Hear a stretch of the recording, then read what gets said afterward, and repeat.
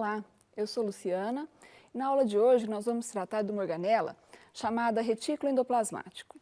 Se nós olharmos para as células submetidas então a preparados convencionais, como por exemplo coloração com AT, como nós estamos vendo nessas duas imagens, mesmo que nós estivermos olhando para células que têm um retículo endoplasmático bastante desenvolvido, como são essas, são neurônios, nós não vamos conseguir retirar dessas imagens muita informação, ou qualquer informação, na verdade, sobre a estrutura do retículo endoplasmático. Por outro lado, se nós utilizarmos algumas estratégias mais específicas para olhar, então, algumas proteínas do retículo endoplasmático através de microscopia de fluorescência, como são essas duas que nós estamos mostrando aqui, aí sim nós já vamos perceber que o retículo endoplasmático é, na verdade, uma rede de canais, como nós estamos vendo aqui nitidamente.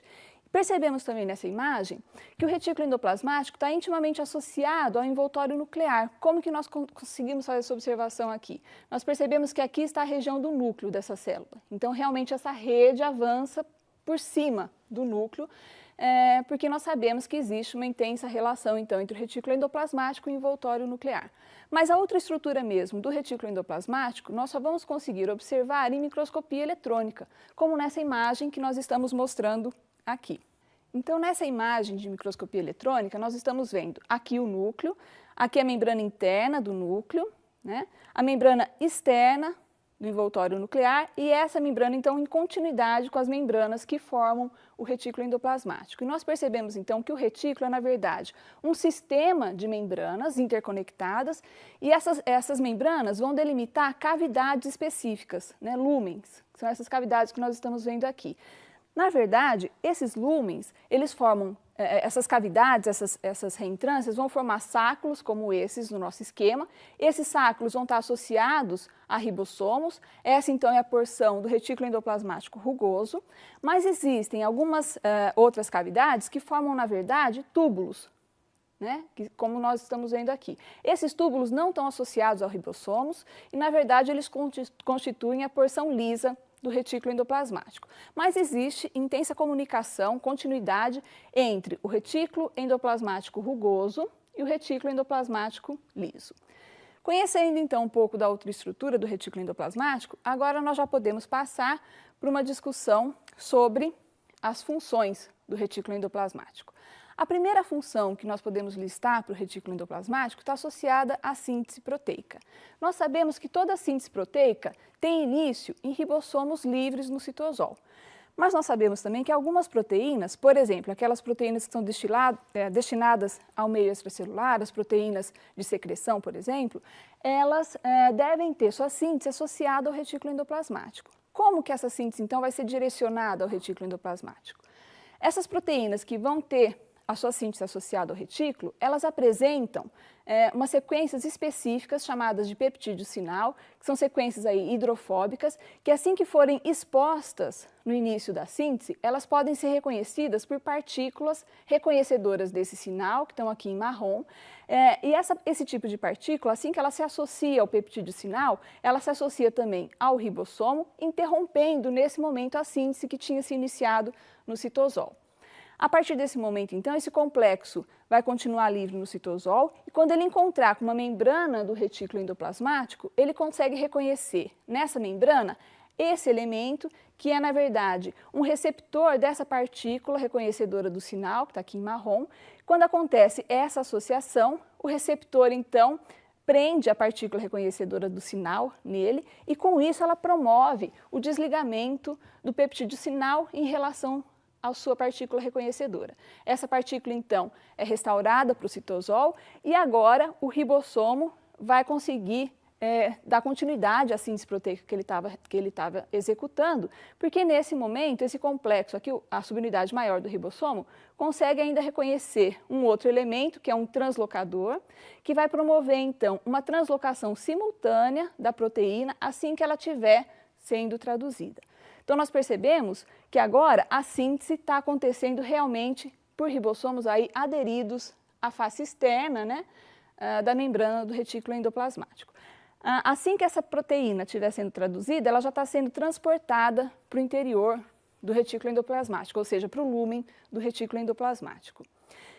Muitas vezes, esse peptídeo sinal, ele é removido por uma enzima chamada peptidase do sinal, que está aqui em amarelo, e assim que acontece essa remoção, então, nós percebemos que ao final da síntese proteica, a proteína vai ser localizada, vai ser disponibilizada no lúmen do retículo endoplasmático.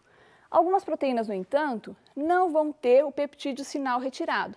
Na verdade, então, a proteína vai ficar ancorada a essa região de peptídeo sinal que vai ficar inserido na membrana do retículo endoplasmático. E nós teríamos, então, nesse caso, uma proteína transmembrana. Outras proteínas transmembrana, na verdade, vão ter o peptídeo sinal removido, mas elas vão ter também, além do peptídeo sinal, outra sequência hidrofóbica que quando chegar aqui, naquele translocon que estava fazendo a translocação da proteína para a luz do retículo endoplasmático, ele vai ficar preso nessa região, o translocon vai reconhecer essa sequência hidrofóbica, vai se abrir e vai jogar então essa sequência em contato com a membrana do retículo endoplasmático. E assim se forma também um outro tipo de proteína transmembrana. Algumas outras proteínas transmembrana vão ter, além do peptídeo sinal e de sequências como essa, múltiplas cópias de sequências hidrofóbicas e vão formar então estruturas que vão atravessar a membrana várias vezes, né? Formando então o que nós chamamos de proteína transmembrana multipasso. Muito bem. Outra função do retículo endoplasmático é a glicosilação de proteínas e essa glicosilação vai acontecer em resíduos específicos, que são resíduos de asparagina. Então, vamos acompanhar aqui no slide o que está acontecendo, né? Aqui nós temos uma porção peptídica, né, uma proteína que estava lá dentro do retículo endoplasmático, e aqui nós vemos um resíduo de asparagina, um aminoácido qualquer, e aqui um resíduo de serina ou de treonina. Esse tipo de sequência é reconhecido dentro do retículo endoplasmático e o grupo amino lateral desse resíduo de asparagina vai receber um bloco de oligosacarídeo como esse aqui, que é composto por N-acetilglicosamina, manose e resíduos também de glicose. Esse bloco inteiro vai ser ligado então a esse nitrogênio do amino lateral do resíduo de asparagina. Por isso, esse oligosacarídeo fica sendo chamado de um oligosacarídeo N ligado a uma proteína. Tá? Então, é um oligosacarídeo N ligado à proteína. Esse bloco inteiro, na verdade, ele foi construído sobre um dolicol, que é um lipídio da membrana do retículo endoplasmático, e aí, através de uma transferase específica, esse bloco é transferido aqui para a asparagina, formando o oligosacarídeo N ligado. Esse oligosacarídeo, ainda dentro do retículo endoplasmático, vai sofrer alguma modificação, vai perder algumas glicoses e depois, então, esse composto vai ser direcionado lá para o complexo de Golgi.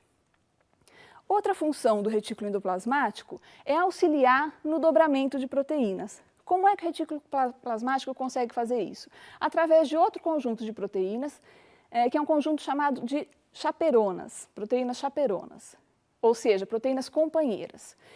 Nós vamos discutir aqui três principais classes de chaperonas. A primeira delas é a classe chamada de BIP, de Binding Protein, e essas proteínas conseguem se associar a regiões hidrofóbicas das proteínas que estão lá no retículo endoplasmático. Então, vamos ver como que funcionaria, qual seria o papel, qual seria a importância de uma BIP. Aqui nesse slide nós vemos uma proteína, em azul, três regiões hidrofóbicas dessa proteína, e aqui nós vemos que ela está dobrada na ausência de BIP, então nós vemos a interação entre a região hidrofóbica 1 com a 2 e da 2 com a 3. Por outro lado, quando aparece aí nesse sistema a BIP e ela interage com essas regiões hidrofóbicas, elas se afastam, essas regiões hidrofóbicas se afastam umas das outras, né? E aí, depois que a BIP consegue sair desse sistema, essa proteína tem uma nova chance de se dobrar. E aí pode acontecer uma interação diferente daquela inicial. Vejam que aqui no inicial a gente tinha uma associação da região 1 com a 2, da 2 com a 3. Agora pode acontecer uma interação hidrofóbica da região 1 com a 3 e da 3 com a 2.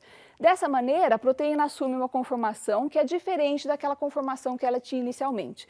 E essa pode ser a conformação ideal para essa proteína, e isso foi então obtido graças à ação da BIP. Um outro conjunto de chaperonas é o conjunto chamado de PDI. essas proteínas conseguem fazer pontes de sulfeto com as proteínas que estão se dobrando dentro do retículo endoplasmático. Então vamos ver qual seria a ação da PDI.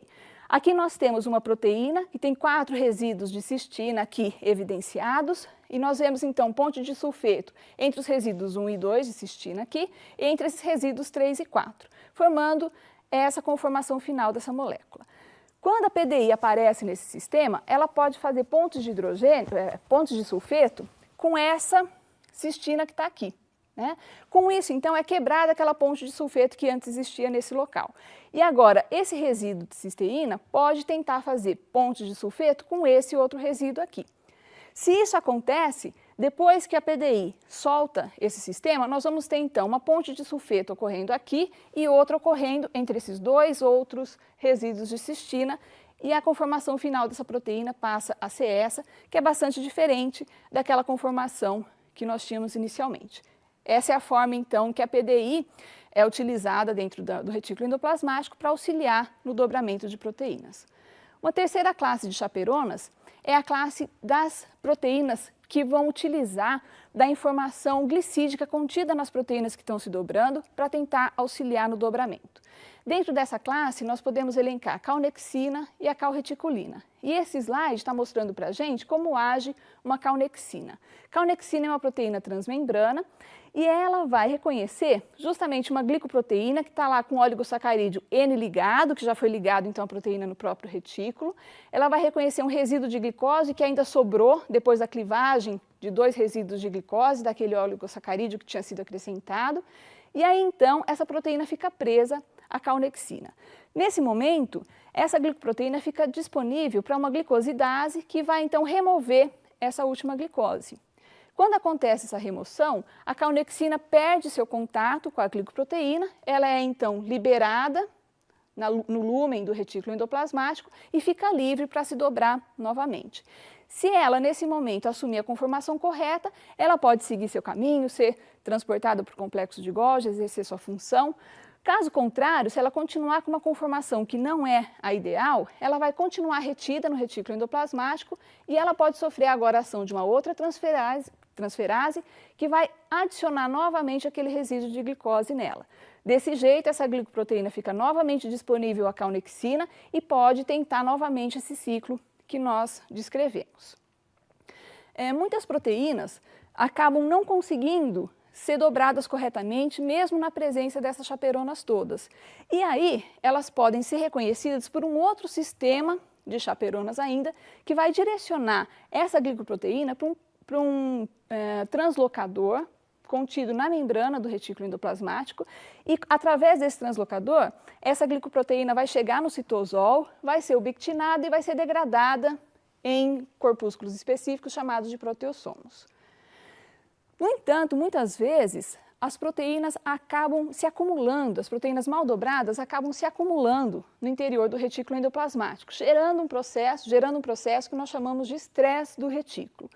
Assim que acontece, então, um acúmulo bastante exagerado, né, de proteínas mal dobradas no retículo, o retículo vai lançar mão de uma resposta que envolve 3 processos. Primeira coisa que ela vai tentar fazer, jogar mais aquelas proteínas mal degradadas para aquele processo de degradação que nós acabamos de descrever, cuja sigla é ERAD, degradação associada ao retículo endoplasmático.